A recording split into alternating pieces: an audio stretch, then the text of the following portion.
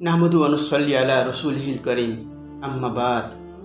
মানবজাতি সফলতা চায়, কামিয়াবি চায়, কিন্তু মুমিন মুসলিমের কামিয়াবি ও সফলতার পথ ভিন্ন। মুমিনের চূড়ান্ত সফলতা মহান আল্লাহ সুবহানাহু ওয়া তাআলার সন্তুষ্টির সাথে সম্পর্কিত, অর্থাৎ আল্লাহ যার উপর সন্তুষ্ট সেই চূড়ান্ত সফলতা লাভ করল, সেটা দুনিয়ার জীবনেও এবং আখিরাতেও। কোরআনে পাকে আল্লাহ সুবহানাহু ওয়া তাআলা বলেন, স্মরণ রেখো, আর যারা আল্লাহর ঘনিষ্ঠ তাদের কোনো ভয় থাকবে না এবং তারা দুঃখিতও হবে না। তারা সেই সব লোক যারা ঈমান এনেছে এবং তাকওয়া অবলম্বন করেছে। তাদের দুনিয়ার জীবনেও সুসংবাদ আছে এবং আখিরাতেও। আল্লাহর কথায় কোনো পরিবর্তন হয় না, এটাই মহা সাফল্য। সূরা ইউনুস আয়াত ৬০ থেকে ৬৪। যেহেতু মানুষ দুনিয়ার জীবনকে প্রাধান্য দেয় এবং দুনিয়ার সফলতা কামিয়াবি তার কাছে নগদ লাভ মনে হয়, সেজন্য এই আয়াতে মহান আল্লাহ সুবহানাহু ওয়া তাআলা আমাদেরকে নিশ্চিত করেছেন, তোমরা যদি আমার উপর ঈমান আনো এবং আমাকে ভয় করো, তাহলে তোমাদের দুনিয়ার জীবনেও সুসংবাদ আছে এবং এটা আল্লাহ পাকের ওয়াদা। মহান আল্লাহ যাকে সুসংবাদ বলেছেন সেটা কত বড় সুসংবাদ আমরা কি একবারও ভেবে দেখেছি? মহান আল্লাহ যেমন বড়, তার ওয়াদাও তেমনি অনেক বড়। অর্থাৎ ঈমানদার তাকওয়াবানদের দুনিয়ার জীবনেও রয়েছে সাফল্য ও কামিয়াবি, যাকে আমরা নগদ লাভ বলতে পারি। আমাদের একটা কথা মনে রাখা চাই, আল্লাহ সুবহানাহু ওয়া তাআলা এবং তার রাসূল সাল্লাল্লাহু আলাইহি ওয়াসাল্লাম কোথাও মাল সম্পদের সাথে দুনিয়ার জীবনের সফলতা কামিয়াবির কোনো ওয়াদা করেননি। ওয়াদা করেছেন ঈমান ও তাকওয়ার সাথে। অথচ আমরা প্রত্যেকেই একথা ভেবে দেখি যে হামেশা আমরা কোন জিনিসের মধ্যে সুখ শান্তি কামিয়াবি খুঁজি। আমরা সফলতা খুঁজি মাল কামাইয়ের মধ্যে, ইজ্জত সম্মান খুঁজি ক্ষমতার মধ্যে। সকাল থেকে সন্ধ্যা, সন্ধ্যা থেকে সকাল, সারাক্ষণ পেরেশান দুনিয়া কামাইয়ের মধ্যেই নিহিত। আমাদের এই ধারণা ভুল, আর এই ভুলে ভুলে পার হয়ে যায় আল্লাহ প্রদত্ত হায়াত নামক আমাদের সবচেয়ে দামি নিয়ামত। আল্লাহ পাক দুনিয়া সৃষ্টি করে এর স্বরূপ আমাদের সামনে জানিয়ে দিয়েছেন। তিনি তার পাক কালামে আমাদেরকে জানিয়েছেন, শোনো আমার বান্দারা, এই দুনিয়ার জীবন তো শুধু প্রতারণা, ধোঁকার উপকরণ ছাড়া আর কিছুই নয়। সূরা আলী ইমরান আয়াত ১৮৫।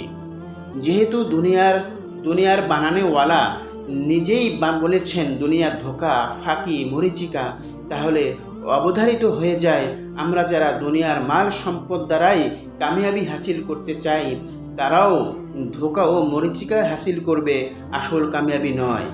বরং আসল সফলতা কামিয়াবি তো আল্লাহ পাকের সন্তুষ্টির মাঝে নিহিত, সেটা যেমন দুনিয়ায় এবং আখিরাতেও।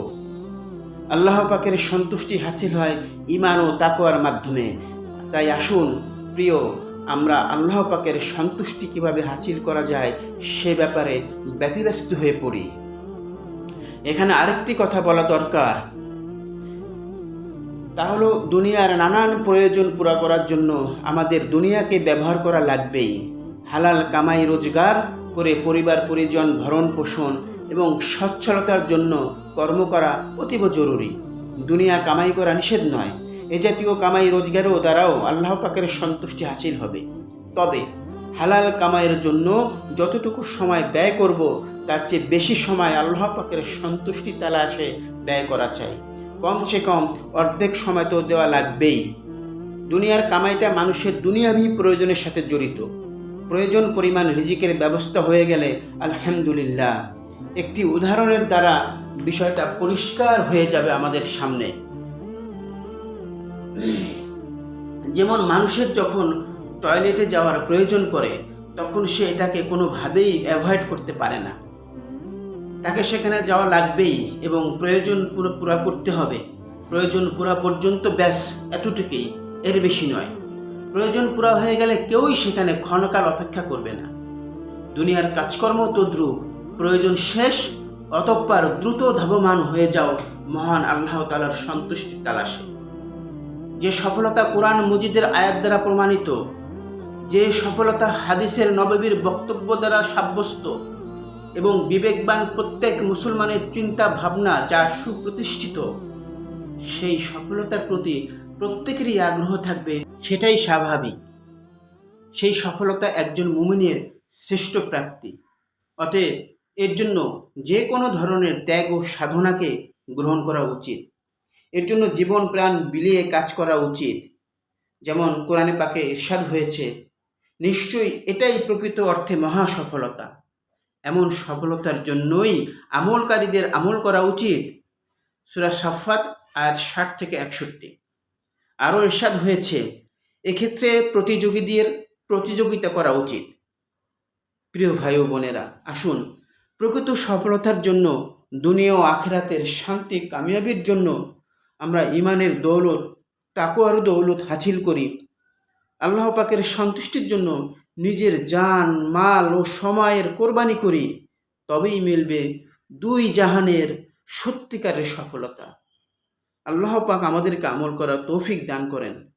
শুধু আখিরাতের সফলতা নয়, আল্লাহ পাকের প্রতি ঈমান এবং আনার কারণে, তাকওয়ার কারণে দুনিয়ার জীবনে আল্লাহ পাক শান্তি দিবেন, সফলতা দিবেন, এটা আল্লাহ পাক ওয়াদা করেছেন এবং আল্লাহ পাকের কথার কোনো নড়চড় হয় না। সুতরাং আমরা যদি দুনিয়ার জীবনে শান্তি চাই, সফলতা চাই, তাহলে আমাদেরকে অবশ্যই ঈমানের সাথে তাকওয়া অবলম্বন করে আমাদের জীবনযাপন করতে হবে।